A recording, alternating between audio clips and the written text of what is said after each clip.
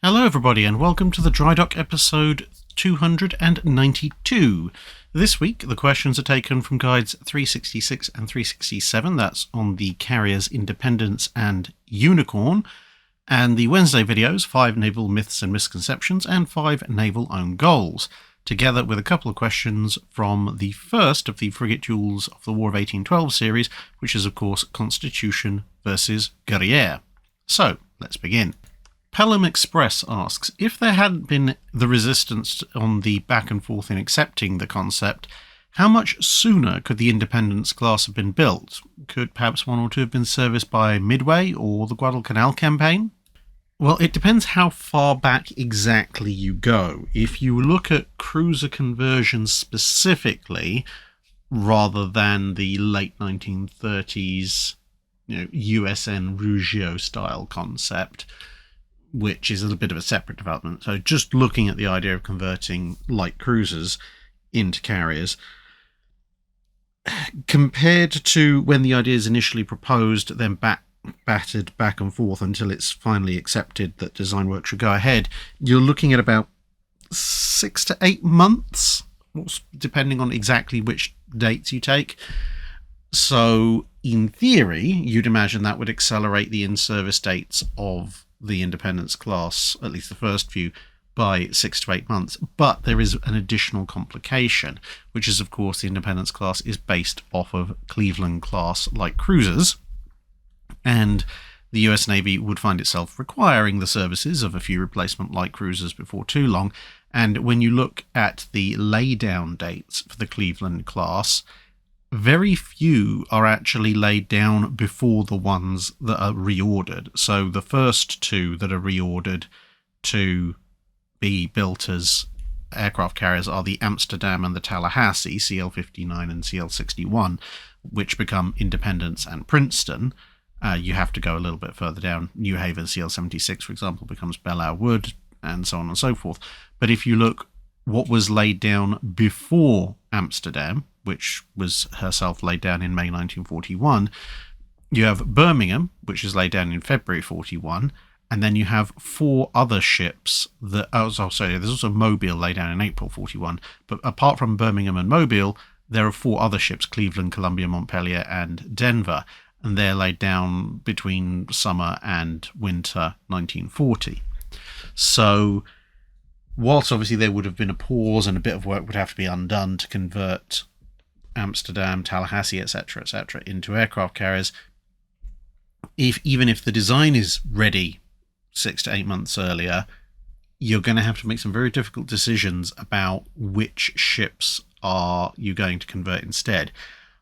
I would argue that given the timing involved, the earliest, if the construction has gone on as planned, but then in summer 1941 you have the Independence class as an idea, I think the earliest vessel that you could probably convert would be Montpelier and Denver. They're both laid down in December 1940.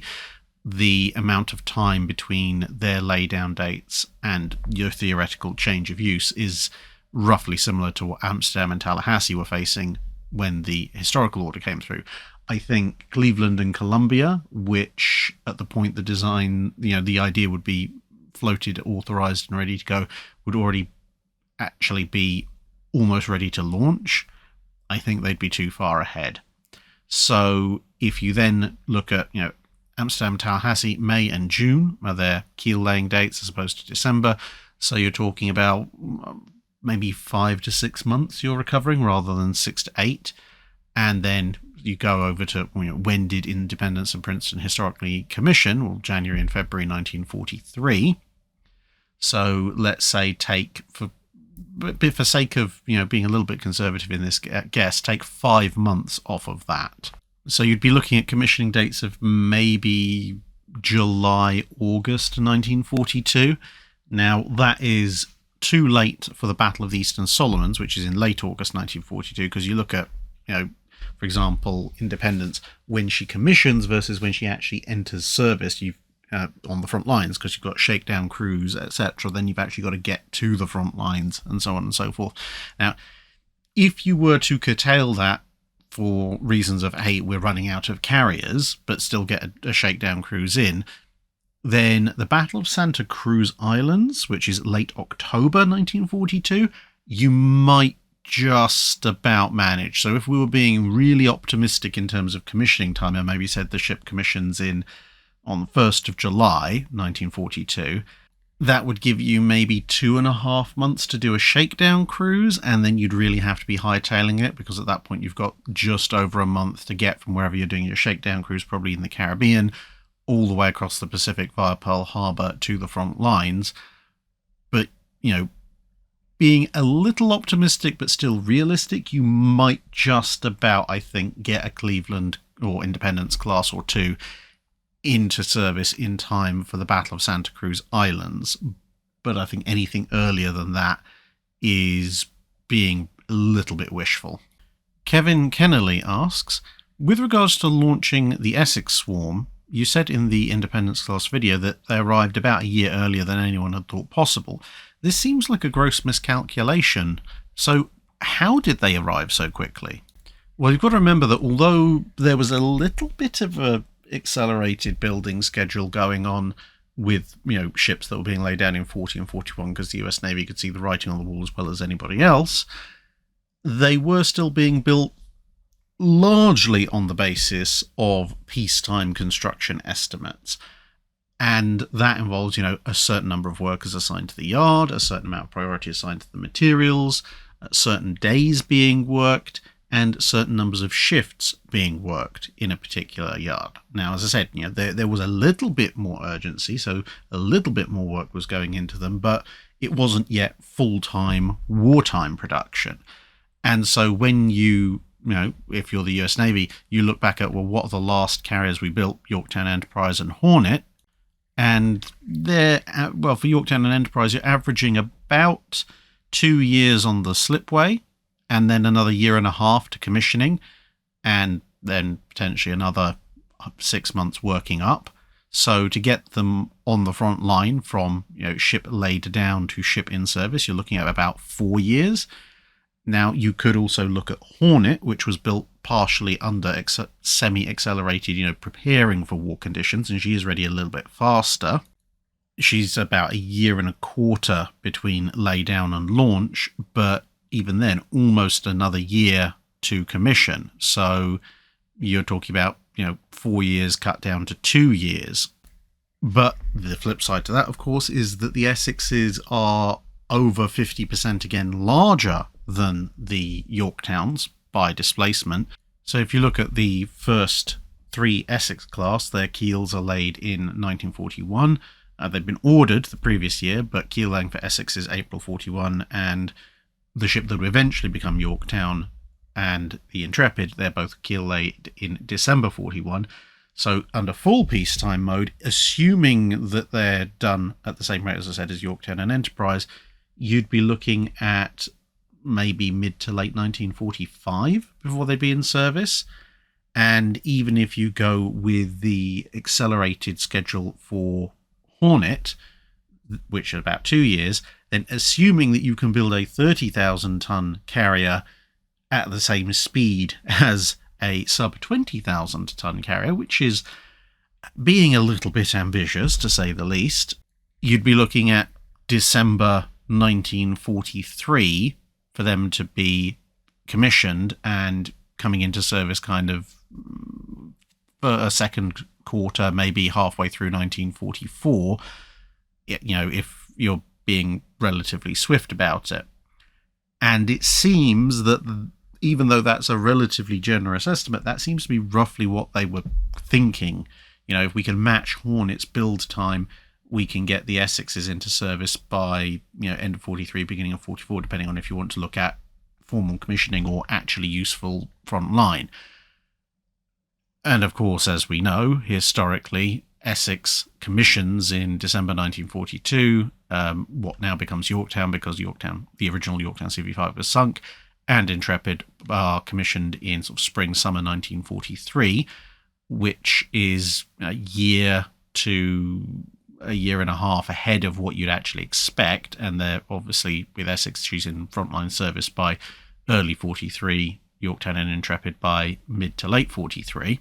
And what they've approximately managed to do is cut the build time down from keel laying to commission to about a year and a half. That is much, much faster than you could expect, even with looking at, say, Hornet. Because I said she was accelerated, and she's smaller, and she took longer to do. But that comes back to what I said earlier about, what are you doing in the dry dock? It turns out if you throw more men at the equation, and you work more shifts and thus longer hours, you get more work done. And of course, if you prioritize the supply of machinery and so forth as well, then all of that arrives earlier, and it can all be put together faster. So, if you're working, say, 2 shifts and you go up to 3 shifts, well, in theory, as long as people can supply you with the plans and the materials and the components quickly enough, that's 50% more work done for a given work day or work week or work year. And so what you're looking at with the Essex is, and compared to Hornet, is the difference between war is coming, we need to, chivvy this along a little bit, but we still have a budget to consider, versus here's essentially a blank check, I want this in the water as fast as humanly possible, I don't care what it takes levels of commitment. Josh Thomas Moore asks, during the Age of Sail, we know the British were pretty good at boarding actions, and the French's abilities tended to wax and wane depending on the exact time and their commander, but how good or bad at boarding actions were the Spanish and American navies? The Spanish tended to wax and wane a little bit like the French, but for slightly different reasons. Like the French, they were a little bit slow on the uptake of carronades, or local equivalents there too, so in a boarding action, a British or American vessel would tend to have a few up to many carronades on the upper deck, whether you call that the upper deck, the spar deck, whatever you want to call it, depending on the navy. And of course, if you have a bunch of 32-pounder or 42-pounder carronades, those are capable of discharging an awful lot more canister or grape as a final prelude to boarding than, say, some 8 or 9-pounders. And that, tends to be an advantage for British and American ships for the sort of late 18th, early 19th period of the Age of Sail over French and Spanish ships, which do try to adopt similar weapons, but it doesn't really catch on quite as quickly or as in quite as large a quantity as it would on the Anglo ships until pretty much the Napoleonic Wars are over, and it's kind of a moot point. Now, going by reports of the time, and bear in mind this could be influenced by the writer's bias, but based on accounts of the time, the Royal Navy tended to think that the Spanish sailor was usually the more courageous in personal combat as compared to the average Frenchman, although this is on averages. But the Spanish were hampered generally by what was seen as a lack of quality overall in their men. And obviously, the Spanish Navy suffered from either funding or blockading issues, depending on the exact year, the same as the French did. But Nelson famously said something, paraphrasing, to the Spanish have excellent ships, it's just a shame that they don't have the men to man them. And what he was talking about wasn't the Spanish officer class, who actually tended to be pretty good, having not gone through a French revolutionary purge. What the fundamental problem was the way the Spanish recruited people for the Navy. So in most navies, you had a volunteer corps of sailors, but especially in wartime, you tended to have to supplement that from elsewhere if you had a navy of any substantial size. For the British, obviously, that was the press gang, if they couldn't induce enough people to sign up. For the Spanish, they had a system which was essentially, in a way, a little bit like either ancient Egyptian or, ironically enough, Inca labor as a form of national service. So you would be called up for a period to serve in the Navy if your name was on the list. The problem was that these intakes occurred, if I remember correctly, at roughly 6-monthly intervals. And again, if I'm recalling correctly, you had to serve for 2 years. But your service started from the moment you accepted that you were going to serve and started making tracks for the dockyard you've been told to report to. And your service would end when you got back. So this meant that of the 2-year period, several months of that were going to be chalked up to someone trying to get to a port or from a port back to home, because you weren't allowed. Well, you could end up serving longer, but you'd have to be paid considerably more if you went over that time period. And this meant that, you could get some experienced sailors coming in as essentially drafted into service, but you also got a fairly large number of people who really had very little idea either about sailing in the sea generally or specifically about sailing in large ships. And you were getting these intakes every 6 months and having to disperse people every 6 months as well. So, given that you probably maybe got a year to, if you're lucky, a year and a half of actual service out of them, essentially by the time you'd actually got a lot of your sailors up to a decent standard, it was just about time to let them off at the nearest port in the relevant landmass and they could go home again. And so because of this high churn rate, the overall cohesion and quality of the ship's crews could only, ever be limited. And sometimes when you see particularly exceptionally performing ships, that tends to be because, much like, Royal Navy and French ships that perform exceptionally well, they tend to have all volunteer or near enough all volunteer crews. So if you were lucky and you had, an all volunteer Spanish ship, they could be, and if they'd spent a fair bit of time at sea training, they could actually be extremely effective in a boarding action, but generally I wouldn't necessarily hold your breath too much. The Americans, on the other hand, they have a very small navy at the time that, all 4 navies are in the age of sail and comparable with each other, which means that they can rely on pretty much an all-volunteer force, near as much as it makes no difference. So those men are generally going to have been signed up for longer. They have a bit more motivation to be there.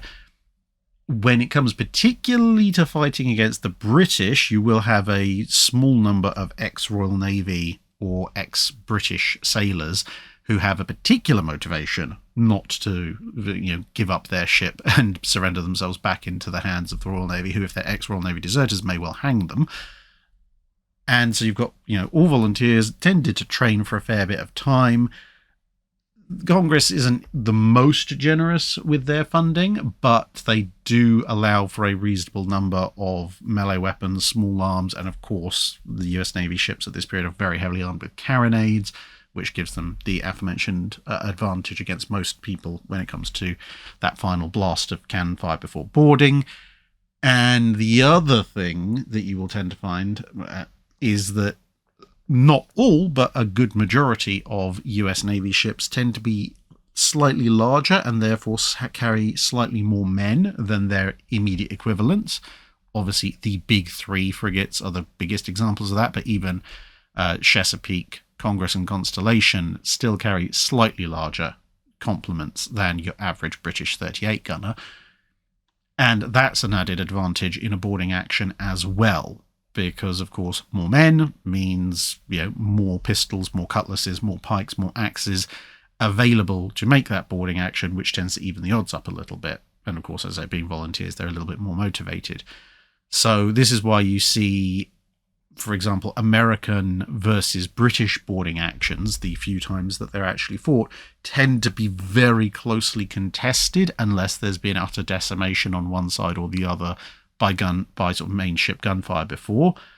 Whereas when you're looking at, say, British versus Spanish or French in boarding actions, a lot of the time the British will end up carrying the action very quickly, but when they run into a particularly well-trained and well-motivated French or Spanish crew, suddenly everything becomes very much more even, and you can even get some cases, such as arguably with Victory versus Redoutable at Trafalgar, where the British crew are not bad at boarding, but obviously they've spent a good chunk of their time exercising the guns and, for blowing apart the enemy ship. Whereas you get a ship like Redoutable with a very motivated crew, which is pretty much drilled exclusively in boarding. And it turns out that at that point then that a French crew and equally, a Spanish crew with a similar situation could end up being significantly better than the average British warship that they run into, or American one for that matter. So it is very much a moving target, but with some general principles in terms of technology and motivation and numbers, which tend to favour American ships over Spanish ships, which were the two that you specifically asked about. Joel Montgomery asks, what if HMS Unicorn had been ordered and completed a couple of years earlier? In reality, she didn't enter the war until March 43, after most of the major engagements had occurred that turned the tide of the war at sea, and so she was primarily used as a support ship. But what if Unicorn was completed in March 1941? Would she have been pressed into a full carrier role, and where would she have been used? Atlantic, Mediterranean, Far East? I have a sneaking suspicion that if she was commissioned in March 1941, she probably would have been sent to the Far East. And, for all the back and forth with what ifs aforesaid, if she had been ordered in, let's say, late 1938 instead of spring 1939, then if she also wasn't delayed the way that she was, it's actually plausible she might just about, at least in basic carrier form, have been ready by mid-41. But anyway, she might have actually saved foresaid. Now, the reason why I think Unicorn would have made an excellent candidate for heading out there isn't just because, it would have been a carrier that's available to send to help foresaid out. Her design role specifically and the timing would have made a lot of sense, because obviously the Royal Navy had other carriers, the Illustriouses, for example, which were in the process of either being in service, being introduced to service, or being repaired after being bombed, etc. But the Royal Navy had an established level of carrier availability and ideal carrier availability in the Mediterranean and the Atlantic. And whilst it wasn't necessarily exactly what they wanted, they were mostly keeping up with demand, even if there were local shortages at specific times. And then you have the situation in the Far East developing, where the Royal Navy ends up historically having to either take ships directly from other theatres or take ships that were being repaired and were supposed to go back to other theatres and throw together what becomes the Eastern Fleet. In this situation, instead of having to do that, you have, at least initially, for say to the deployment of foresaid, a brand new carrier, which up till now has not figured in anyone's force calculations, and therefore you're not depriving, say, the Mediterranean theatre of either carrier that's already present or already earmarked to go there. So you're not affecting the European theatre all that much. And remember that she is designed to be a maintenance carrier. She can support her own air group, which is good, but she can also carry lots of spare aircraft and repair lots of aircraft, which, given that she's being detached to a far distant location and perhaps can also therefore take reinforcements for places like Ceylon, this would match all the needed criteria. So you could, if you're a British planner, think, right, well, we can stack Unicorn with loads and loads and loads of crated aircraft and a handful of operational ones. We can send her over to Singapore, perhaps with Prince of Wales, and once she's there, she can unload all those crated aircraft, thereby supplementing Singapore's defences, and some of those aircraft can then go aboard her, and spares can stay aboard her as well. And then we have a carrier that's able to operate just as large an air group as an Illustrious class, but a carrier that can keep that air group functioning for a lot longer, which is good. As I say, she's on a far distant station, and she's also brought some of her own resupply there. And bear in mind that early on, they're not expecting the Japanese to hit them with anything particularly major. They're thinking maybe a few long-range level bombers loaded lightly. The fact that Unicorn is, whilst protected, not necessarily as heavily protected as an Illustrious, probably it's also not too much of a concern. So all the stars would seem to align.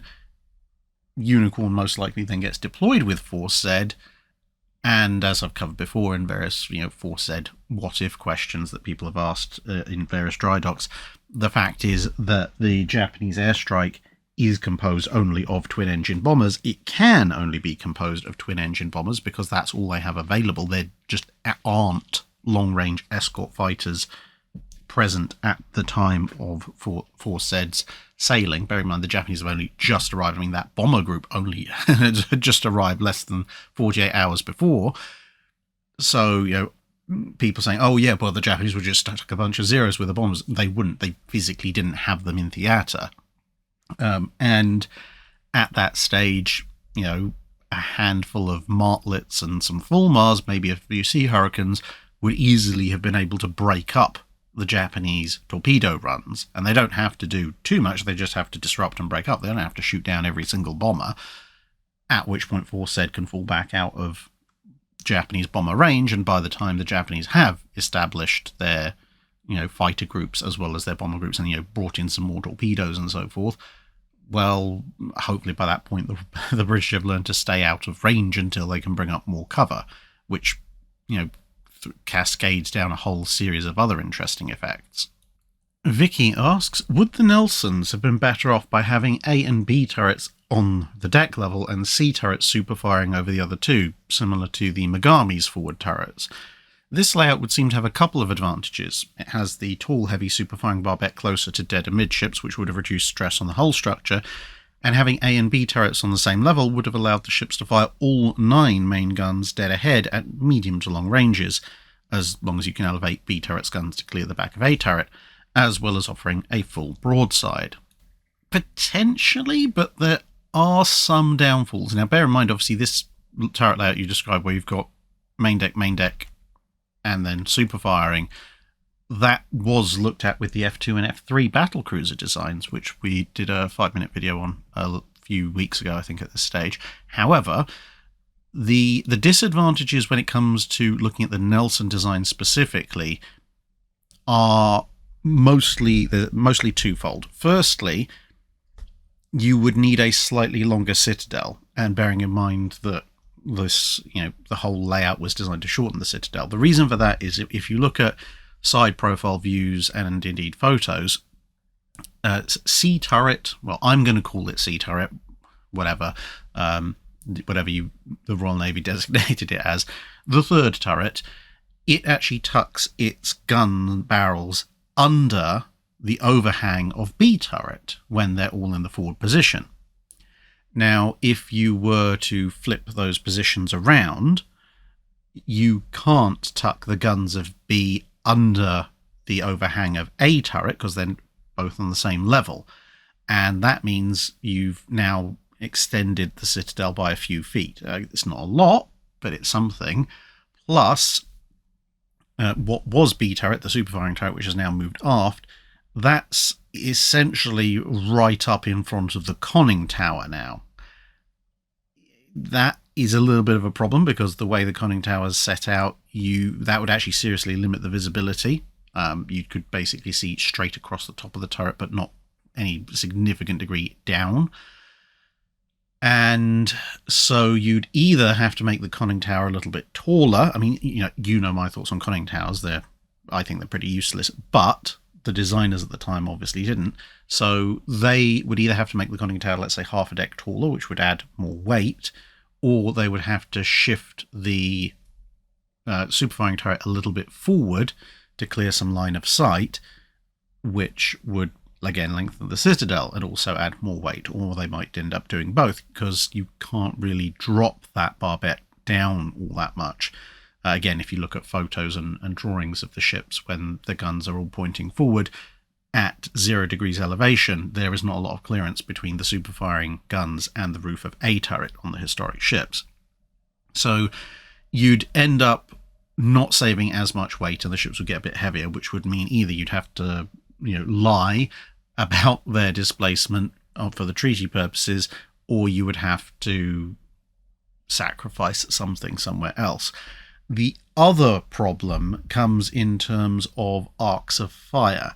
Now, one of the criticisms people sometimes have of all forward firing ships is that you don't really have much in the way of an aft arc of fire for your main guns, which to a certain extent is true. But by having the central turret, B turret, elevated, that actually gives B turret surprisingly good fire arcs aft. Obviously, you can't fire directly aft because the superstructure's in the way, but you've got more than 270 degrees potential firing arc for B turret. You've got less potential firing arc for the aftmost turret because, the superstructure's closer. The guns physically would start to hit things. There's cranes in the way on the port side, and obviously blast effects as well, being somewhat closer physically to the overall superstructure. Now, if you put the superfiring turret in the aftmost position, blast effects and superstructure getting in the way still apply, so now your superfiring turret has a much more limited arc of fire, and what's now B turret down on main deck level, it can't position itself to fire partially over the aftmost turret, which the Nelsons historically can do, and that means it is also somewhat more restricted. So the aft arcs of fire for the ships, be that as it may, a marginal thing, are somewhat less than they are historically. So yeah, there are a few downsides. There are obviously some upsides, as we mentioned, but I think overall it's more the weight saving and length of citadel issue that's, given the tight margins you're looking at with the Nelsons, probably the deciding factor here. C. Babylon asks, in your opinion, if the British frigate Guerriere had been up to date, would it have been more of an equal battle between her and Constitution? And how do you think the battle would really have played out at that point? I mean, yeah, with a somewhat more sturdily built and slightly more heavily armed British frigate, the fight would have been a lot closer. Well, somewhat closer. The Constitution is still going to have a number of significant advantages, though. I mean, Guerriere was obviously overgunned, as was everybody, but, if, for example, you had Guerriere as being a recently launched Leda class, actually pretty much a sister ship to HMS Shannon, she would still be a little bit smaller, have fewer men, and a lighter armament than Constitution, which means in a straight-up gun battle, which is what it eventually drew down to being, she would still most likely lose, because it was, once they got into a prolonged, drawn-out gun battle, Constitution was able to destroy part of Guerriere's mast and rigging. And once that happened, Constitution had the freedom to maneuver, and it was pretty much all over, bar actually working out that they had been defeated. Now, could the masts have lasted a little bit longer? Could Guerriere have held her early position where Constitution couldn't really get too many broadsides off on her longer? If she'd been a Leda class, yeah, possibly. So the battle would have been more drawn out. But the thing is, in a longer, drawn-out fight between these two ships, the big American frigate, ultimately, as I said, it has the staying power and the firepower to gradually edge ahead, even if every other factor is equal. And, of course, crew quality can also make a huge difference. Dacre didn't command his ship badly, but he did make one or two tactical mistakes.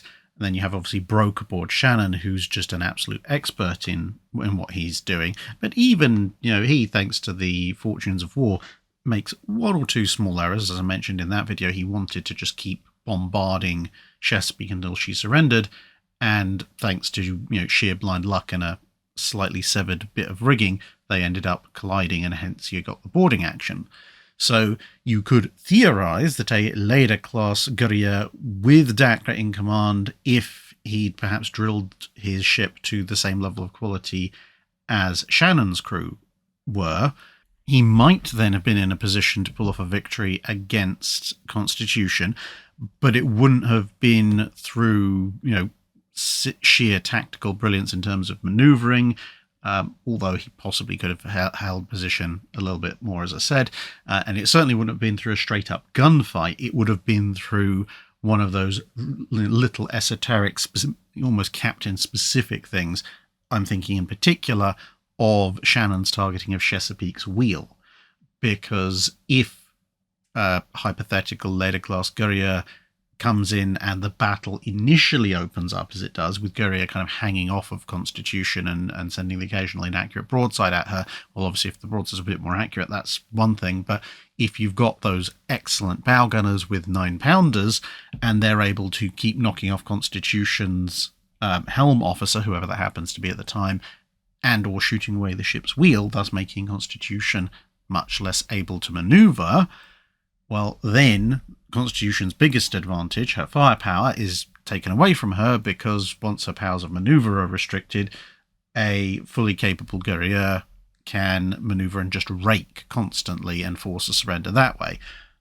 But that's not necessarily inherent to the ship, or whether it being an ex-French prize or a modern Leader class.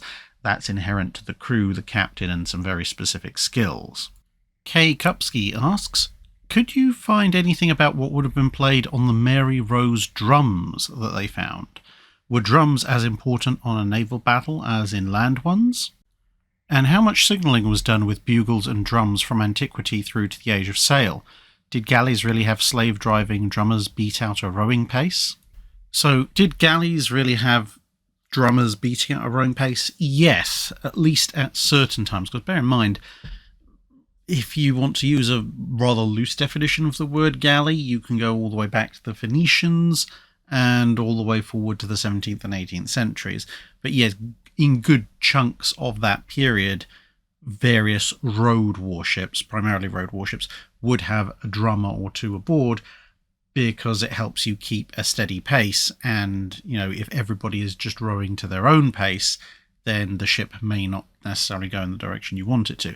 You don't necessarily have to use a drummer. You can use songs that have a cadence to it. You can use someone just yelling or something like that. But the drum has the advantage of you don't wear your voice out. Now, as far as the Mary Rose drums, this picture from the Mary Rose Trust themselves, you can see the drum there labelled number 3. There's not a huge amount left of it. These drums would have been used, along with other musical instruments, for a variety of uses. So it would have been part of a kind of impromptu, or I suppose since it was the flagship, maybe actually organised ship's band to provide entertainment for the officers and the men at various times. Drums would have also been used to signal various things aboard the ship. So drums, this is where we get the phrase beat to quarters. Drums were originally used to signal what today would be called general quarters or action stations.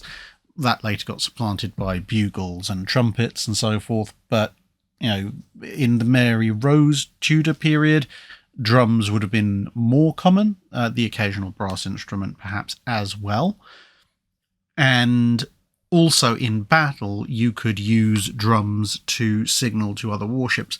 Now, this, as far as I'm aware, was something of a carryover from land-based warfare, because in land-based warfare, they would use certain drum beats and skirls and stuff combined with or separate from trumpet blasts and such to direct infantry formations. And bearing in mind that, pretty much up until the Mary Rose period specifically, a lot of the fighting is still either entirely or primarily boarding actions, and full-fledged gun battles between both sides are really for a little bit of the future. And given how relatively rare such major naval battles were between states, a lot of the time officers would be much more familiar with land-based signals, if they're part of the cavalry or the general infantry for land wars, which are much, much more common, at which point, if you want to signal people to do certain things. You can try flags, but as we've discussed in the previous episodes, flag signals are very, very limited in their utility up until the end of the 18th century. But there is already a pre-established lexicon of drum beats and trumpet blasts and so on and so forth, which tend, in an environment where you're on an age of sail vessel, to carry quite well over the water, especially in the kind of weather that you typically fight a battle in, especially in the 15th and the 16th centuries. And so, things like the advance, the retreat, etc., wheel left, wheel right, all this kind of stuff, you could have your drummers and your trumpeters, making those signals, and the nearby ships could then go, oh, okay, that's what we're doing. And their drummers and trumpeters, who would also be familiar with these signals, would then take up those beats, which would then obviously spread throughout the fleet so that everyone had a vague idea about what you were supposed to be doing. Wimpy asks, it's often claimed that the de Havilland Mosquito was the first stealthy aircraft in the age of radar. Now, if true, I don't believe this was something the designers had in mind. Were there ever similar examples of a sort of accidentally advanced design in naval architecture? Yeah, the Mosquito's not a stealth aircraft. Just ask, Chris from Military Aviation History or Rex from Rex's Hangar for a bit more details. But in brief, the giant spinny metal propellers kind of give away a bit of a radar signature. Reduced signature, thanks to the largely wooden body, perhaps. But not stealth. Anyway, in terms of any vague effect accidentally reducing your signature, maybe the size of a single engine fighter or something, the Mosquito, or in this case, as you can see, a Sea Mosquito, might develop. Similar accidental advances in naval architecture, well, it depends how far you go with accidental. There are certainly experimental things that are done with a certain degree of reasoning to them, which subsequently turn out to be wildly better than anybody expected. So a good example of this would be the knuckled bows of late World War I and interwar Royal Navy cruisers. That's actually quite a distinctive hull feature of them. That came about purely by accident. So partway through the production of the C-class cruisers, the series subclass and previous subclasses thereof were known to be somewhat wet forward, despite having a significant degree of bow flare. So as they came on to the Cape Town subclass, they were wondering, well, how do we make them a bit drier? And of course, the obvious answer was to increase the freeboard. The problem was that if you increase the freeboard of the ships by continuing the flare outwards, which is what you would do normally if you were trying to raise the bow of a ship to increase freeboard, well, the design was already, well underway, the specific ships were well underway, and adding that amount of flare would also add a lot of weight up top on the bow, which would potentially cause the bow to lower, which means you might not actually get all that much freeboard. So instead, they just went, well, here's the original level, we're just going to elevate everything 3 foot.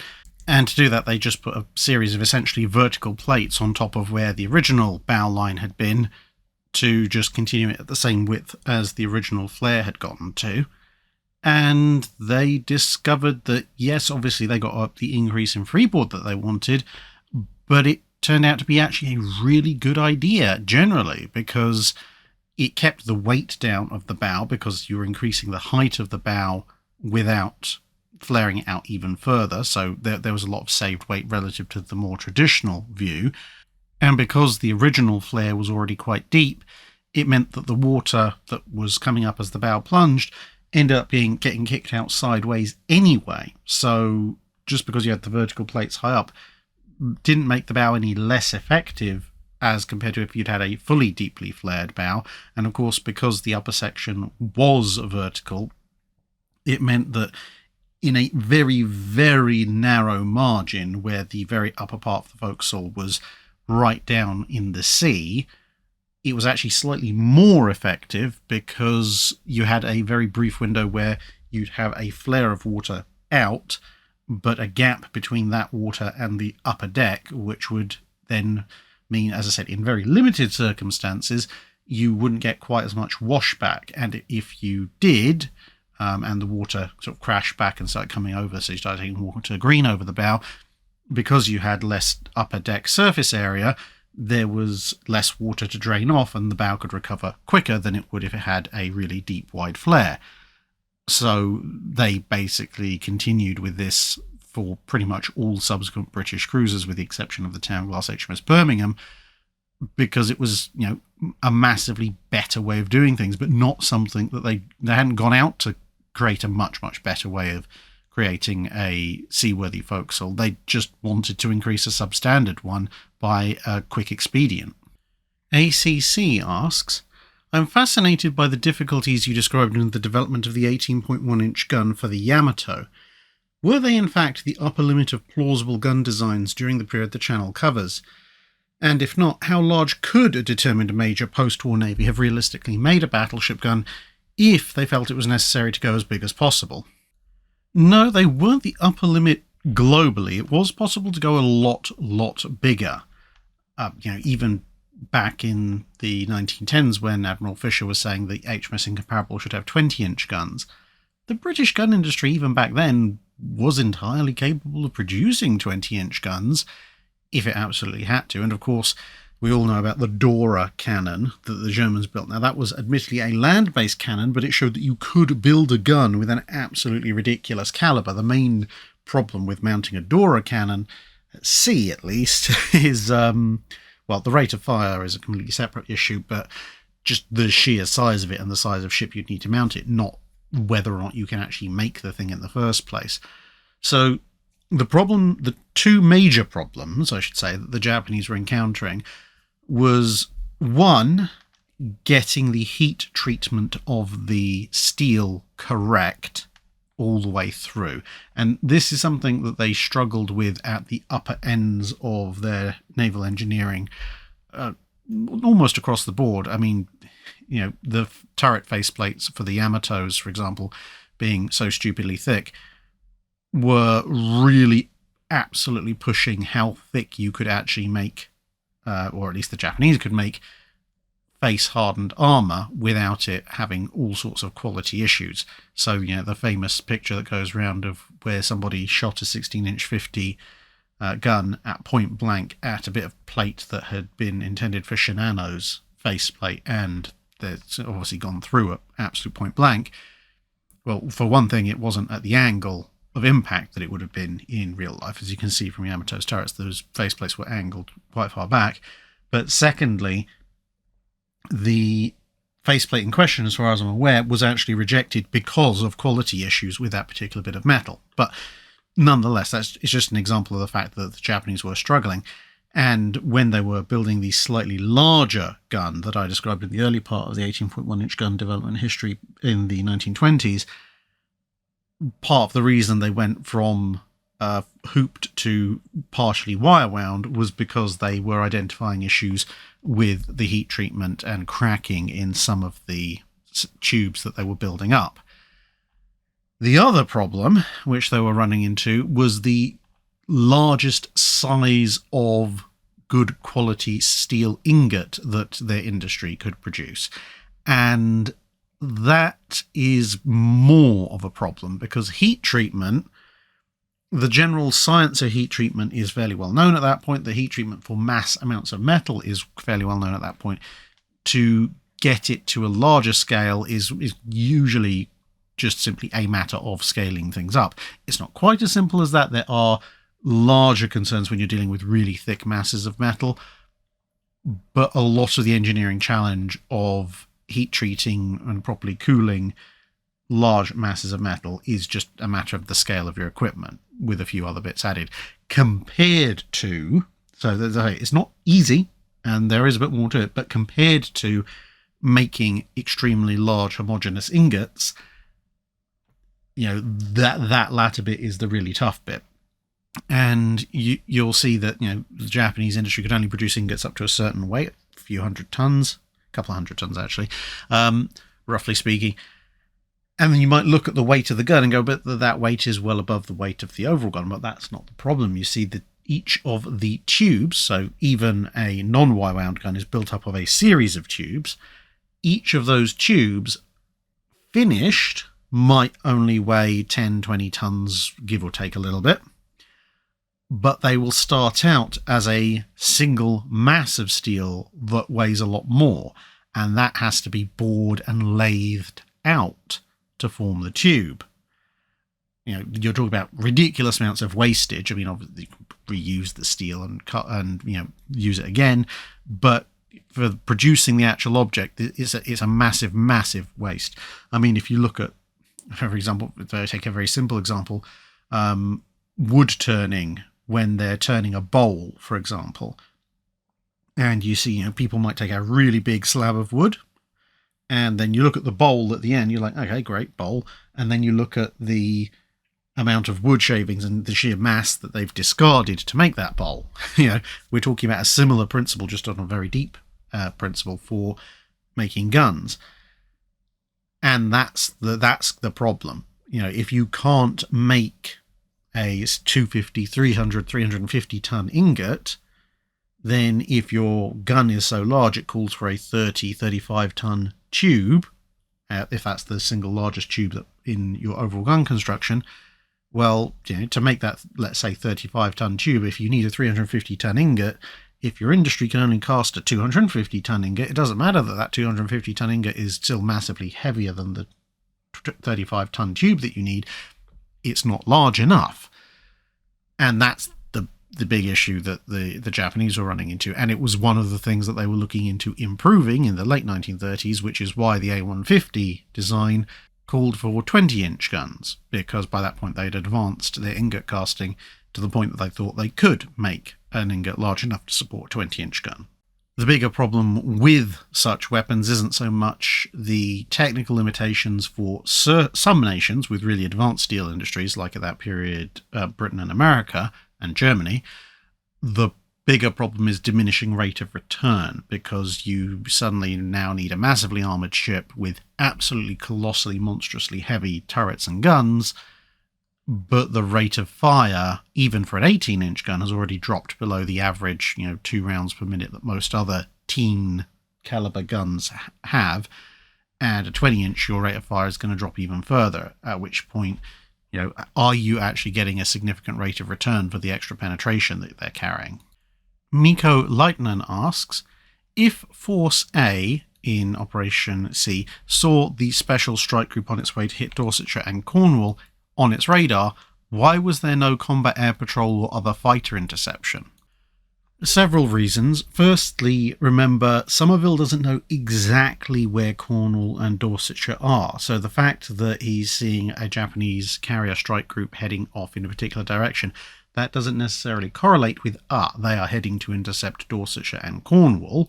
That he knows that the Japanese are attacking Ceylon, so it could equally be that they're launching another strike at Ceylon. And Ceylon, of course, at least on paper, has enough fighters and anti-aircraft defences to defend itself.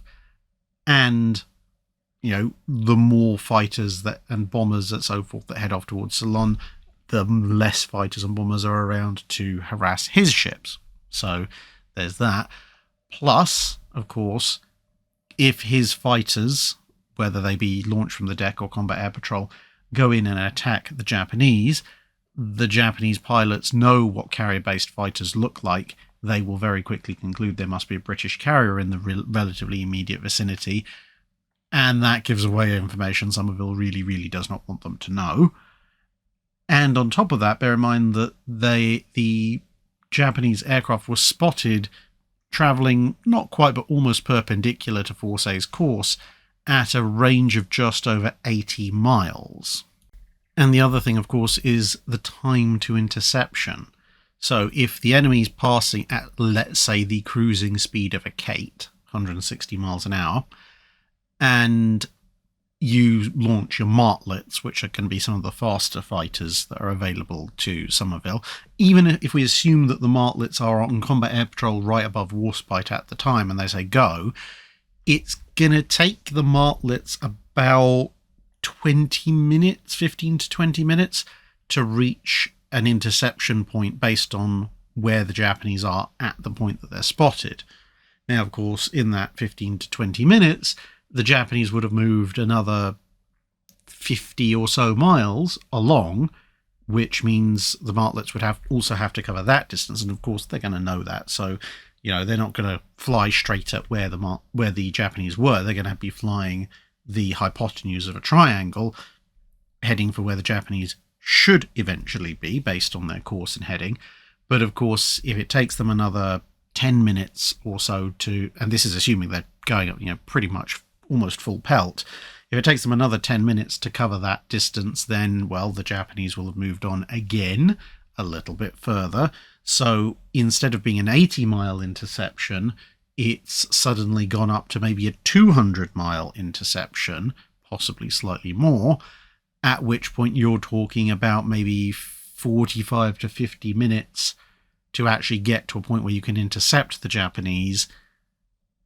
And from the point that the enemy aircraft leave your radar coverage, you don't necessarily know that they're sticking on that exact course. They could be doing a dogleg, they could be doing all sorts of things. So you would then be putting your combat air patrol an hour away from your ships should another Japanese strike force show up, or should you need those aircraft for recon, or any other number of things. And given you're talking over about an hour's flying, they probably reached whatever it is they were going to reach anyway. So all you'll have done is sent a relatively small number of fighters against a heavily escorted, at least as far as you're aware, strike, and revealed that you're in the area for not actually saved whatever it was they were going to attack. Bearing in mind, as we said, they don't necessarily know they're actually heading for Dorsetshire and Cornwall anyway, so, it's really not a good idea. And that's assuming you have a martlet combat air patrol directly over Warspite. If that combat air patrol is full Mars, or you need to send aircraft up off the deck, so they've got to start from 0 airspeed and climb, the whole thing gets even more complicated. Torino asks, as is sometimes mentioned in various documentaries, the wreck of the SS Richard Montgomery, which is wrecked in the Thames estuary, is said to have a cargo of bombs capable of creating a massive explosion and or tsunami that would devastate the surrounding area. My question is, how did it end up sinking in the estuary with its cargo, and how accurate are the predictions of what would happen if it exploded? Is there still likely to be a threat after all this time? Well, as for the how, she was at anchor in the Thames estuary when significantly strong winds and tides blew up. She dragged her anchor, and before she could do much of anything, she ran aground on a shallow sandbank, and then again, due to time constraints, because they weren't able to get her off the sandbank quick enough, the tide went out, which increased the stress on the ship. The hull broke, and that was that. She was basically dead and stuck there. Now, is there likely to be a threat? Well, she still has well over 2,500 tons of large bombs aboard, plus probably at least 1,000 tons, if not more, of general explosives and smaller bombs. Now, of course, those larger bombs aren't pure blocks of explosive. There is the casings and so forth. But roughly speaking, after the initial salvage efforts at the time, she's estimated to still hold around about 1.5 kilotons of TNT, plus, of course, all the shrapnel. The problem is that a good amount of that explosive is contained within the bombs themselves, which were, of course, packed and then in storage and then within the ship. Of course, the ship is flooded, but all of that storage is mostly okay-ish, which means the explosives, if some of the casings have rusted through or been breached, then yeah, those explosives will deteriorate, and it's possible the explosives might deteriorate over time anyway. The problem is when explosives deteriorate, they can deteriorate into relatively inert compounds, which aren't too much of a threat. They can also, however, deteriorate into even more unstable compounds, which just tend to explode with a little bit more enthusiasm at a minimal amount of provocation. And without a very, very close inspection, it's difficult to tell which of the two any breached bombs might be doing. And that would involve going into the wreck, which might actually set it off in and of itself. So you're not going to really be doing that. So, for example, within the last few years, the university where I used to attend discovered an ex-German World War II bomb. Now, that was sitting below the water table because the university is right next to the River Thames. And as it turned out, although it was a fairly substantial World War II German Luftwaffe bomb, the explosive in that had actually deteriorated to the point it wasn't necessarily harmless, but it certainly was nowhere near as capable of destruction as it was when it was originally dropped. Conversely, there was a tall buoy a couple of years ago discovered in a Polish harbour, where it had obviously been dropped in the Second World War, and they ended up trying to disarm that, but enough of the torpex in that was still live that when it went off, it created a rather substantial boom. A very, very violent, very large boom. I don't think it was quite as large as a tall buoy fresh out of the factory would have been, but it was still a good chunk of it. So if the Richard Montgomery goes off, that's, we're talking about a kiloton plus level explosion, most likely. Exactly what that would do to the surrounding area is debatable. I mean, there are multiple different studies indicating multiple different ranges of damage that could be caused, but suffice to say, I don't think it would be anything good. Part of the problem is the more simple calculations. So if you go to, say, Nuke Map and plug in 1 kiloton or 1.5 kiloton explosion at the position where the Richard Montgomery is, well, obviously, firstly, Nuke Map simulates nukes. The explosion of 1.5 kilotons of TNT is not massively dissimilar, but there are some differences in the way that explosion will go. But also, most explosions, like Nuke Map, assume either an air burst or a surface burst, depending on what you select, whereas obviously the explosions on the Richard Montgomery would be somewhat underwater, so the effects there would also be slightly different because, you'd have the displacement of water, so you'd have a wave of some height heading out, which would not be a good thing. But of course, some of the energy of the explosion itself would go into that water. But broadly speaking, that's actually probably not for the best, because from where she is, the shockwave of a 1.5 kiloton explosion would do damage out to a fair way, but probably not massively lethal damage to huge numbers of people. But a big surge of debris and water certainly could do a lot more damage, and that energy will carry a lot further thanks to inertia. Nathapron Sharon asks, why did the Royal Navy put such a wimpy main gun on the King George V class? Not only was it a 45 caliber length weapon, but it also only had about 80% of the powder charge compared to the US 14-inch 45. In fact, if North Carolina had been built with 12 14-inch 50s and then had to fight King George V, both of them would get through each other's armour at about the same range, but North Carolina has 2 extra guns. British armour may be better, but North Carolina has a more angled belt. Did the extra knots in speed equal the extra range that the US ships had? But then why did the US choose such a laughable amount of bursting charge in their shells? With a bursting charge, it's as much the fact the British were slightly over-eager compared to most other nations in putting explosive in their armour-piercing shells than anything else. And there were good reasons for doing this. I mean, obviously, a bigger bursting charge means that the energy that the shell fragments are going to be propelled by when it explodes will obviously, there'll be more energy going into those fragments. There'll be more energy in the blast in the immediate vicinity and so forth. So therefore, a shell that penetrates will cause more damage. The flip side to that is, of course, explosive is relatively not dense compared to shell casing and shell body, which means that if you're going to increase the bursting charge by a given amount, you're actually going to be making the shell a fair bit lighter, because you're going to have to hollow out a disproportionately heavy amount, or disproportionately large mass of metal in order to accommodate the volume of explosive. So, it swings and roundabouts there. But as far as why the Royal Navy went with the 40-inch 45 the way that they did, partially because it was relatively quick to develop, partially because they thought that that's just what they needed. Because remember, the 14-inch 45 is developed in a time period of the treaty limitations, 35,000-ton battleships, etc., etc.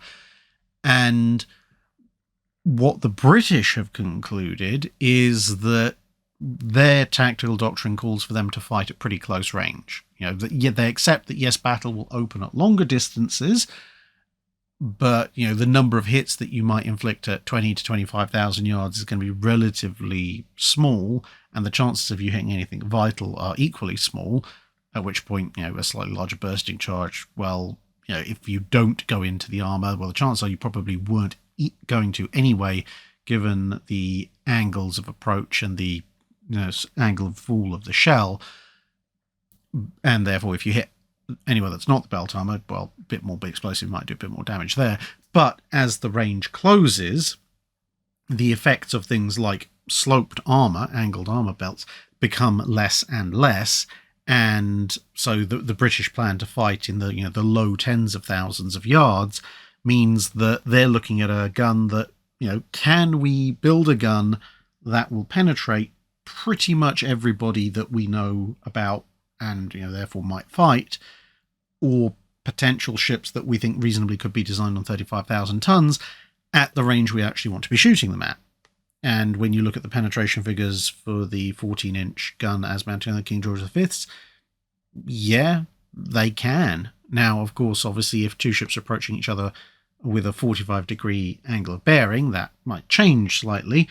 But broadly speaking, if you've got a roughly perpendicular shot at 13, 14, 15,000 yards, the 14-inch 45 will quite happily punch through pretty much everything that they could reasonably expect to encounter at that stage.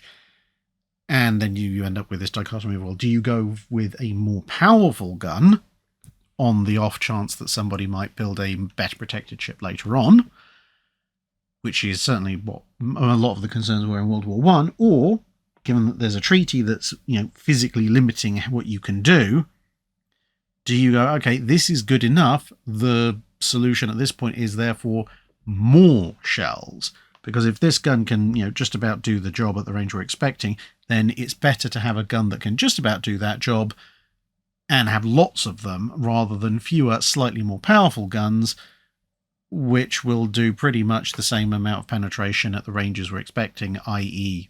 they'll get through the armour, it's just we'll hit them with many fewer shells. And combine that with the fact that somewhat lighter guns means that you can up-armour the King George V class to the point where they're expecting to survive longer range fire from legacy 16-inch guns and so forth to get to that closer range. Well, if they show up at a close range, bearing in mind that right up until the last minute the King George V's were also supposed to have 4 quad turrets. So if you're looking at a ship like, say, a Nagato or a Colorado with 8 16-inch guns, well, if you think your armour can reject those shells as you're coming in down to, say, 15,000 yards, well, great, that's fine. And now you're at 14, 15,000 yards, and you're in a cannonade where you have 50% more guns than the other side does, well, theoretically, that means you're going to either hit first or hit more often, or both, at which point, given how debilitating major caliber shell impacts are generally, you're probably going to win. So that's the essential logic to the idea. Of course, where that potentially falls down is if somebody breaks the treaty and comes up with a ship that is either fast enough to prevent you closing the range, or carries much heavier guns, or carries much heavier armour, or carries a mixture of all three, which obviate the speed, protection and firepower balance that you've put on your ships. But, that's assuming people break the treaties, and of course no one is going to break the treaties, are they? Oops. And finally, Christian Bugenberg asks, I recently read a book about KG-26. I'm particularly interested in its torpedo bomber missions using Heinkel 111 and Junkers 88 aircraft. Unfortunately, I found very little information about the torpedoes used, only a vague hint that they were probably Italian models. Can you shed some light on the matter?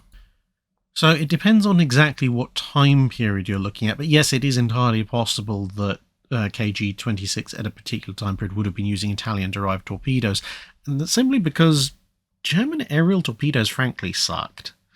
Um, they hadn't really invested a huge amount of attention into the production of aerial torpedoes pre-war, and it kind of showed.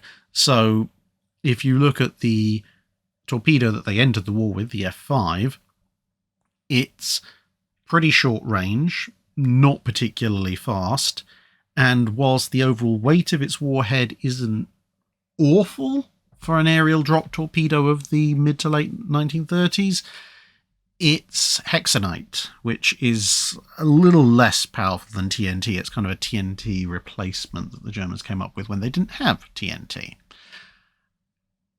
And, oh yeah, you also had to travel almost at the speed of a relatively fast car rather than an actual aircraft, and be almost hugging the wave tops in order to drop the blasted thing. Understandably, it, didn't really work very well.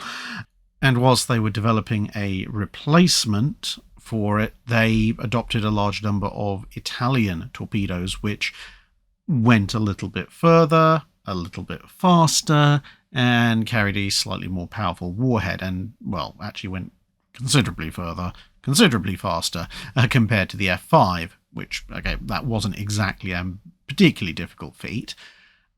And then, but after a few years of the war, they introduced the F5B, which, well, compared to the F5, it can at least go faster, if not further. I mean, it can go further if you set it to an abysmally slow speed to the point that even a Hunt-class escort destroyer could outrun the blasted thing. But if you wanted to go at a respectable speed, it can now actually do that, even if over a relatively short distance. And, hey, they've packed a little bit more explosive into it. But when you compare that to, its competitor in theatre, if you like, which would be British torpedoes, the British aerial torpedo that's introduced at around the same time as the F5B, that being the Mark 15, it carries a slightly heavier warhead. The warhead is Torpex, so it's considerably more powerful than hexanite, and it can go a little bit further at the same speed as the F5B. And even its predecessor, the Mark 12, is capable of going further and faster than the F5 can go, even though, warhead explosive power is probably about the same. Possibly slightly more, depending on which figures you take. The American Mark 13 can go further at a similar speed to the F5, considerably further actually, and carries a much bigger warhead, but then the Mark 13 is a much bigger torpedo diameter-wise than the Italian, British, or German torpedoes, so that's not exactly a huge surprise. Of course, the F5B and the Italian torpedoes can also be dropped higher and faster than the original F5, but yet, generally speaking, the reason why, at least in the early part of the war, the Germans may well be using in any given engagement Italian aerial torpedoes is just the Italian aerial torpedoes are flat out better than the sorry excuse for a torpedo that is the F5, even assuming the thing decides to work on that particular day. And that about wraps us up for this week. Thank you very much for listening, everybody, and, well, hope to see you again in another video soon.